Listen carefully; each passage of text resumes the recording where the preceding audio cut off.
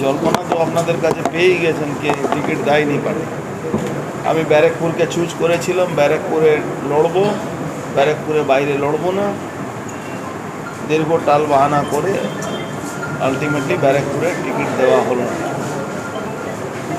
তো এটা আমার কোনো দুঃখ নেই, it's a part of life. দুঃখ শুধু এটাই, এই পার্টি আগে বলে দিত আমি দেবো না, সেভাবে চিন্তা ভাবনা। হ্যাঁ,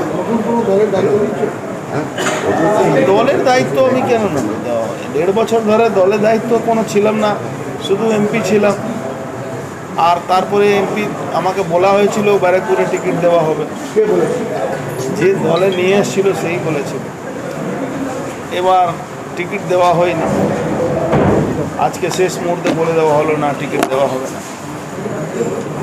তো এটা একটা মনে হচ্ছে বিচ অফ ট্রাস্ট হয়েছে। আবার কি বঞ্চনার শিকার হলে? বঞ্চনা শিকার হলে না, বললাম তো বিচ অফ ট্রাস্ট হয়েছে। কর্মীরা অনেকে আশাহত হয়ে পড়েছে, আমনাগাতে দত্তপুকুরে বিক্ষোভ দেখাচ্ছে কর্মীরা আপনাকে টিকিট না দেওয়া। দেখুন, যারা আমাকে ভালোবাসবে সবসময় ভালোবাসবে।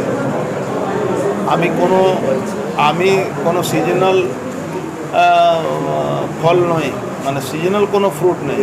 আমি 12 মাসের ফ্রুট। আমি সবসময় রাজনীতিতে থাকি, মানুষের সঙ্গে থাকি। সিজনাল বলে আমার কিছু নেই। আমি 24 ঘন্টা into 7 মানুষের ভালোবাসা থাকে। ভাবছেন অন্য কিছু? ভাবছেন ভাবলে আপনাকে বলবো, ভাবার কোনো ব্যাপার নেই এখন পর্যন্ত। আজকে আমি কর্মীদের সঙ্গে আমার কথা বলবো, কথা বলে দেখি কী বলছি। দাদা, মনে কি একটা আক্ষেপ রয়ে গেল? মনে আক্ষেপ তো থাকবেই। 1.5 বছর ধরে দল বলে নিয়ে এসছে যে আপনাকে টিকিট দেবো ব্যারাকপুরে। দল একবারও যদি আমাকে বলতো আমি আসতাম না। কিন্তু আমি ব্যারাকপুরে মানুষকে ঠকাইনি। ব্যারাকপুরে মানুষে আমার জন্য ব্যারাকপুরই সর্বোপরি ছিল। আমাকে বারবার অন্য টোপ দেওয়া হচ্ছিল, এখানে চলে যান, ওখানে চলে যান। আমি ব্যারাকপুর ছেড়ে যাব না তো। আমি তো এখানে জন্মেছি, এখানে মরব। আমি ব্যারাকপুরে বাইরে যাব কেন?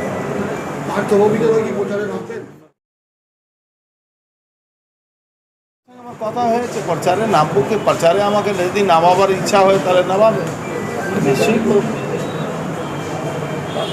তাহলে প্রচারে নামছেন না, পার্থভৌমিক যদি দল যদি থাকে চায়, পার্থভৌমিক যদি চায় তাহলে সেটা চিন্তা ভাবনা করবে। পার্থভৌমিক বা দল যদি না চায় তাহলে কী করে? আপনি এতদিনের বিধায়ক সাংসদ, সেই জায়গায় দাঁড়িয়ে মঞ্চের জন্য আপনাদের বললাম তো, এটা একরকম বিচ অফ ট্রাস্ট হয়েছে, এইরকম ধোকা দেওয়া হয়েছে। এটা ঠিক হয়নি।